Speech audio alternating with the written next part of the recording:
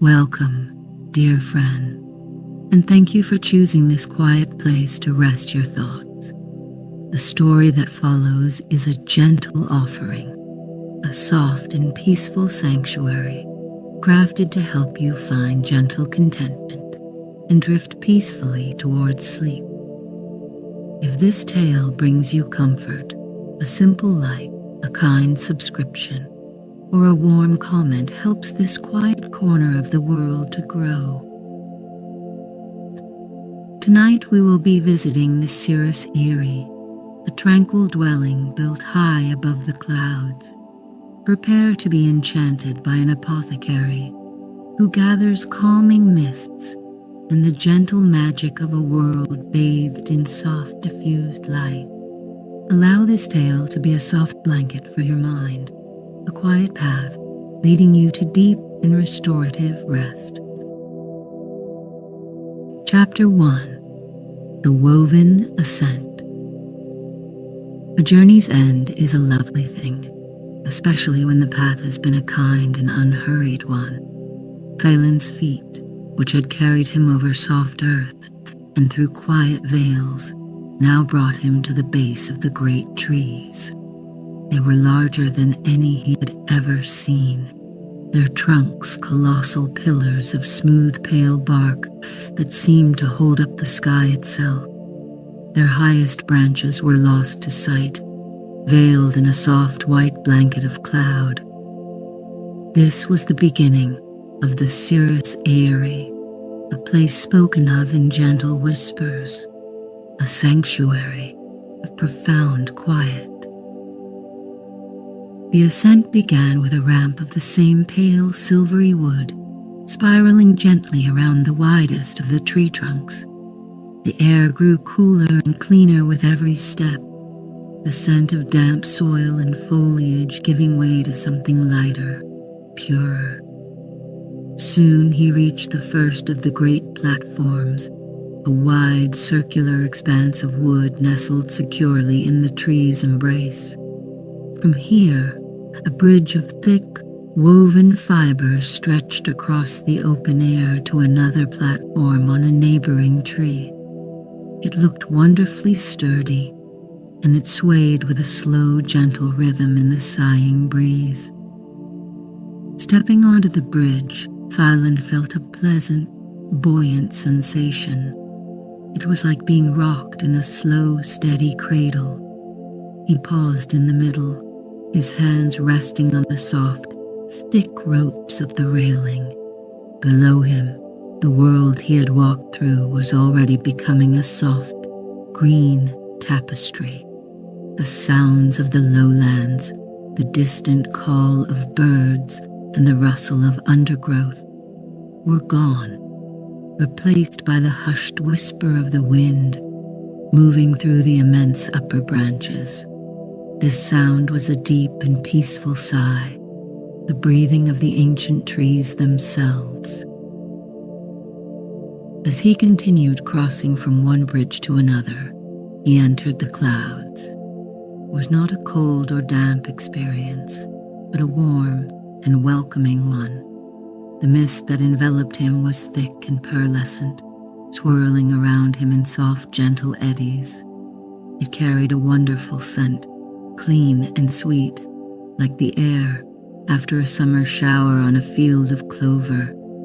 The mist muted the light, diffusing the sun into a soft, silvery glow that was wonderfully kind to the eyes.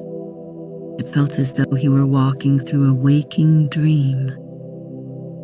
The world below vanished completely, and for a time there was only the soft gray-white of the mist, the pale wood of the platform under his feet, and the comforting presence of the great tree beside him. A deep sense of peace began to settle over Phial. The worries and weariness of his long journey, gentle though it was, seemed to dissolve into the vapor around him, becoming as light and harmless as the mist itself. His breathing slowed, matching the gentle pace of the swirling clouds. He came to a wider platform, larger than the others that felt like the heart of the Eyrie. Here, small, cozy shelters with curved walls made of the same silvery wood were nestled against the great trunk. Delicate, hollow reeds hung from the branches above, and as the mist drifted through them, they created a soft, melodic music, a series of low, humming notes that rose and fell with the currents of the air. The sound was deeply soothing, a constant, gentle lullaby. Phelan found one shelter that was open and unoccupied, a silent invitation to rest. Inside, the air was warm and smelled faintly of dried herbs and honey. A simple pallet of woven grass lay on the floor, covered with a thick, soft blanket of undyed wool. He sat down on the edge of the pallet, his body still feeling the gentle, rhythmic sway of the bridges. Through the open doorway, he watched the pearlescent mist drift by, listening to its soft song in the reed chimes. The world below seemed a distant, quiet memory. Here, high in the arms of the ancient trees, he had found a place of profound and gentle stillness. His hands, which had ached from years of holding quills and brushes, felt wonderfully light. He flexed his fingers, feeling no stiffness, only a pleasant warmth that seemed to have soaked in from the misty air. He lay back on the soft pallet, pulling the woolen blanket over him. Its weight was comforting, a gentle pressure that made him feel safe and secure. He closed his eyes, and with the soft sighing of the wind and the gentle music of the chimes as his companions, he drifted into a deep and peaceful sleep. Chapter 2. The Keeper of Vapors. Phial awoke to the same gentle pearlescent light that had sung him to sleep. The mist still drifted past the open doorway of his shelter, and the reed chimes still played their soft, soothing music. He felt wonderfully rested, his mind clear and calm, his body free of the aches of his long journey. He sat up, the woolen blanket pooling warmly in his lap, and simply took a moment to breathe in the clean, sweet air. The quiet of the Eyrie was not an emptiness, but a gentle, humming fullness that was deeply comforting. As he watched the swirling mists, a figure emerged from the vapors with a silent, graceful step. It was a woman, her hair the color of spun moonlight, and her face etched with the kind, gentle lines of immense age and profound peace. She wore simple robes of a soft sky blue fabric, and she moved with an unhurried ease that suggested she was as much a part of this place as the great trees themselves.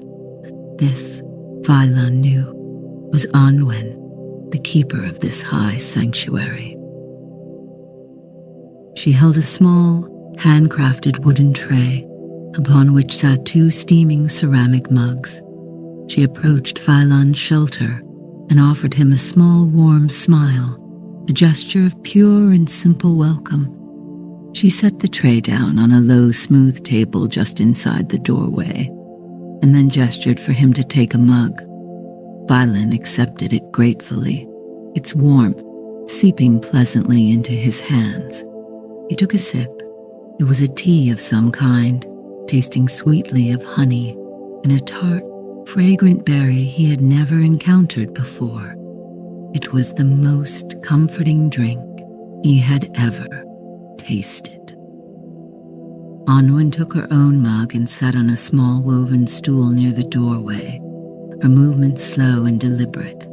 She did not speak, but her presence was a comforting one. She simply sipped her tea and looked out at the mists with an expression of serene contentment. Phial followed her gaze, watching the endless, gentle dance of the vapors. After a long, peaceful silence, Onwin raised a slender hand and pointed with one finger toward a particular current of mist that swirled by. She made a soft, gentle gesture with her hands, a motion like gathering something precious and light. Then she pointed to the flora growing on the high branches around them. Phial looked more closely and saw them for the first time. They were not trees or flowers he recognized from the lowlands. They were strange and beautiful aerial plants, some with long silvery leaves that hung like weeping willows, others with small bell-shaped flowers that seemed to drink the mist directly from the air. These, he understood, were the sky gardens.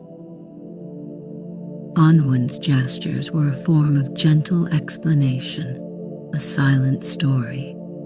She showed him how the mists were drawn to these plants, and how the plants in turn seemed to sweeten the mists, giving them their lovely, fragrant scent. It was a beautiful, symbiotic relationship, a quiet partnership between the sky and the trees.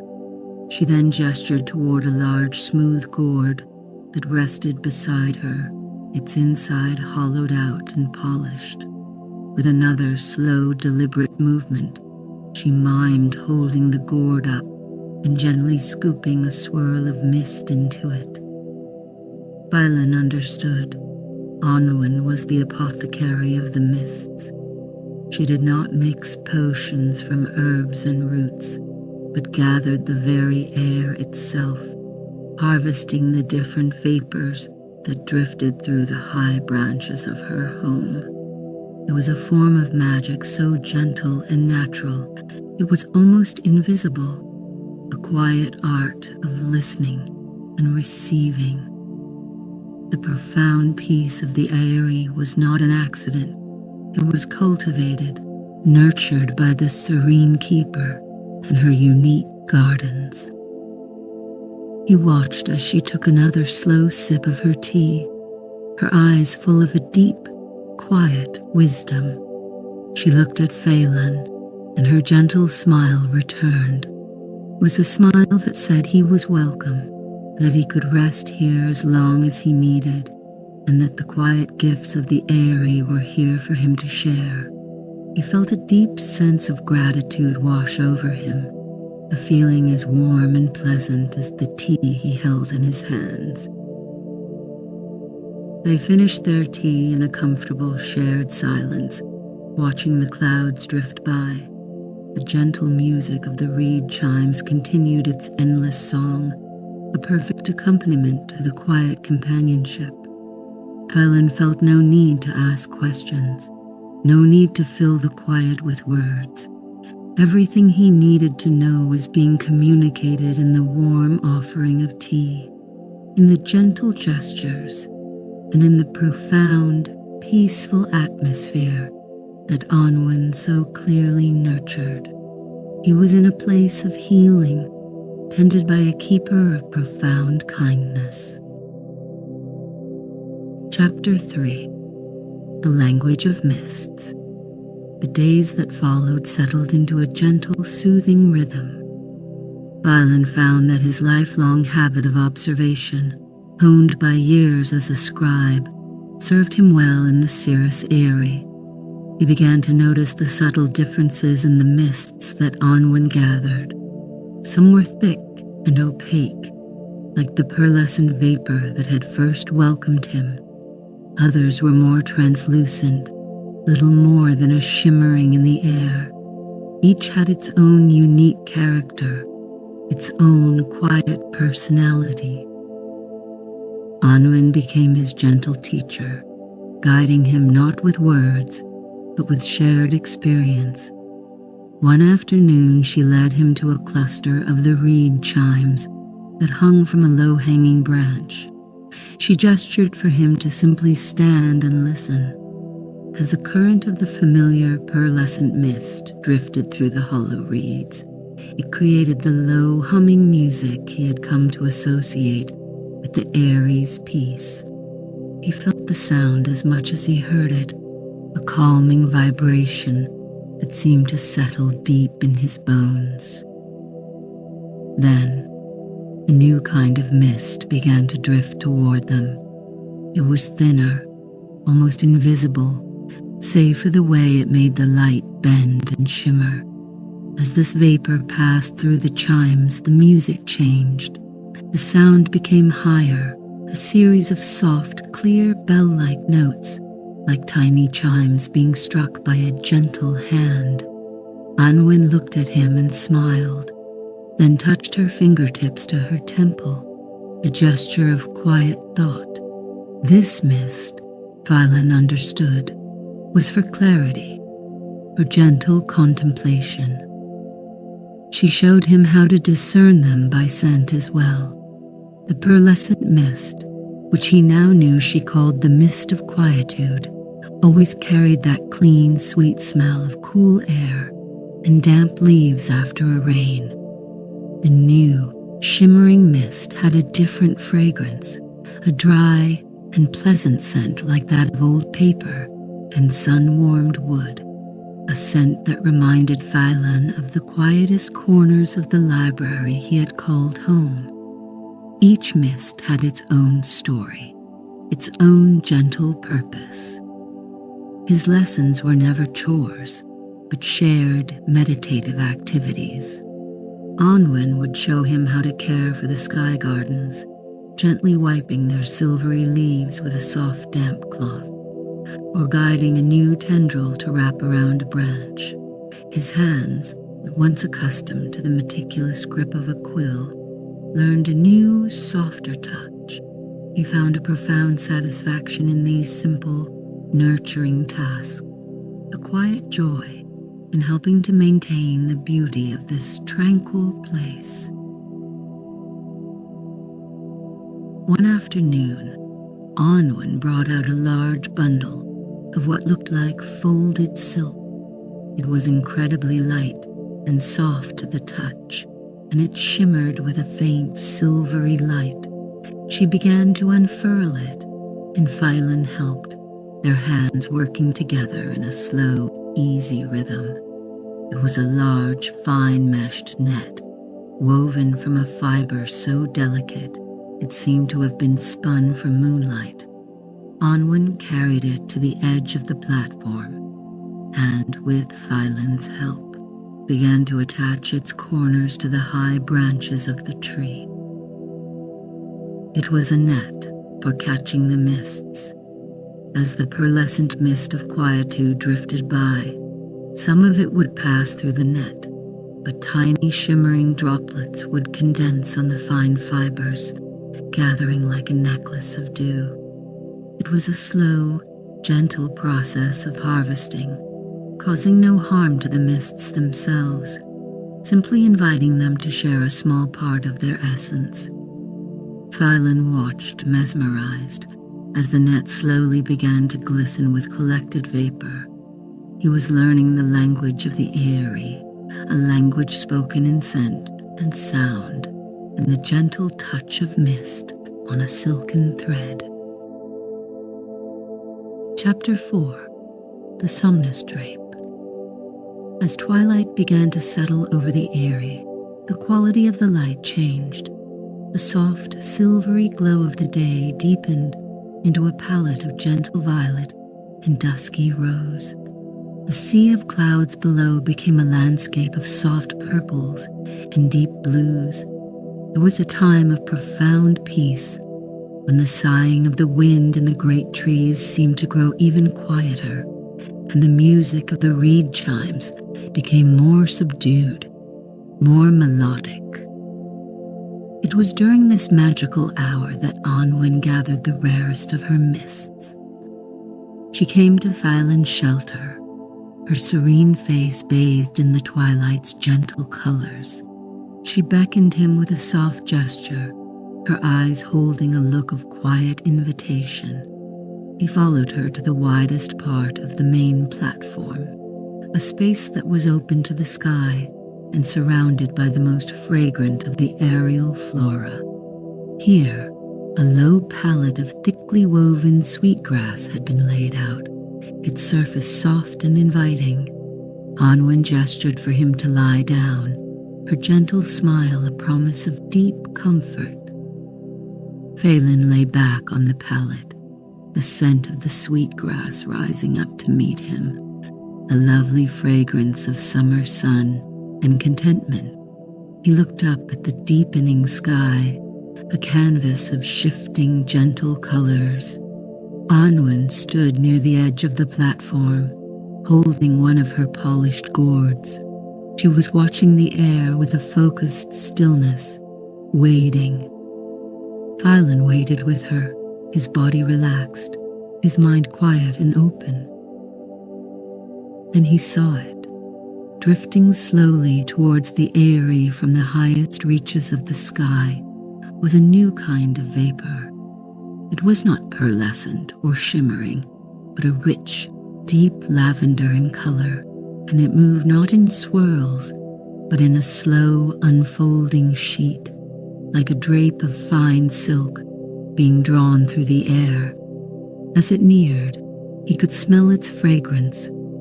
It was a wonderfully warm and comforting scent, like freshly laundered wool, chamomile, and a hint of something sweet and milky.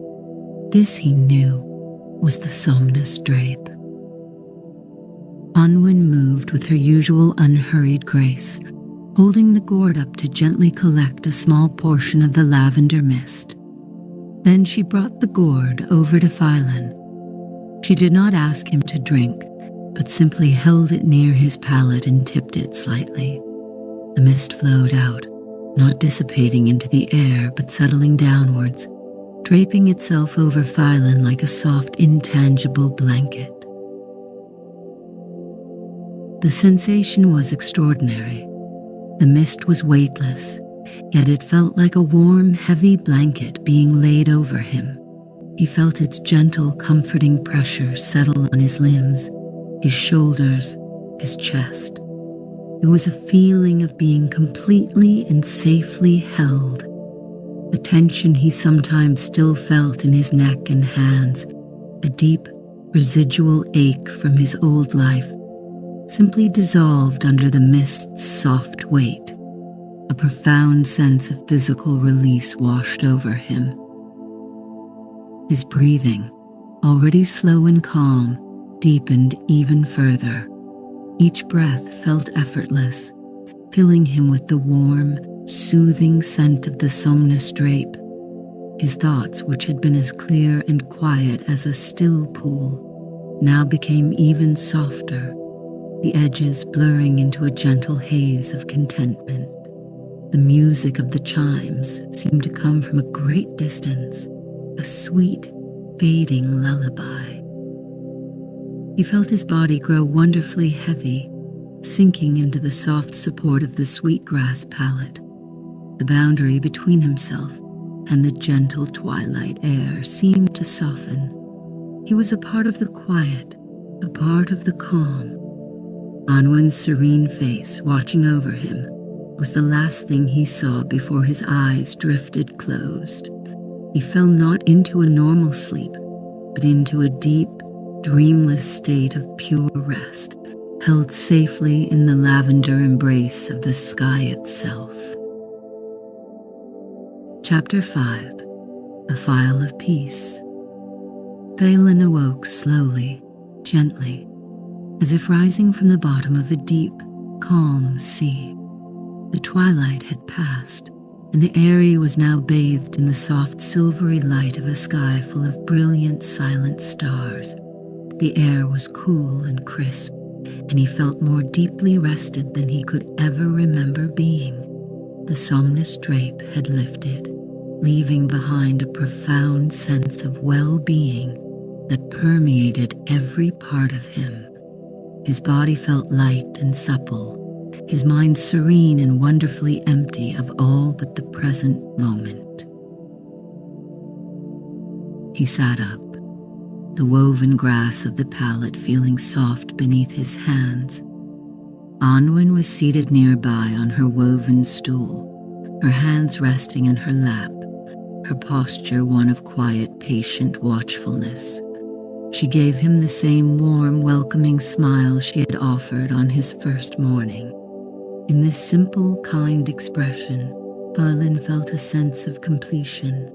His time of rest, of deep healing, was drawing to a natural, gentle close. It was not a sad thought, but a peaceful one, a feeling of a cycle gracefully concluding. He knew, with a quiet certainty, that it was time to continue his journey. The thought of descending the woven bridges and returning to the lowlands held no anxiety, no sense of loss. The peace of the Eyrie was no longer just around him.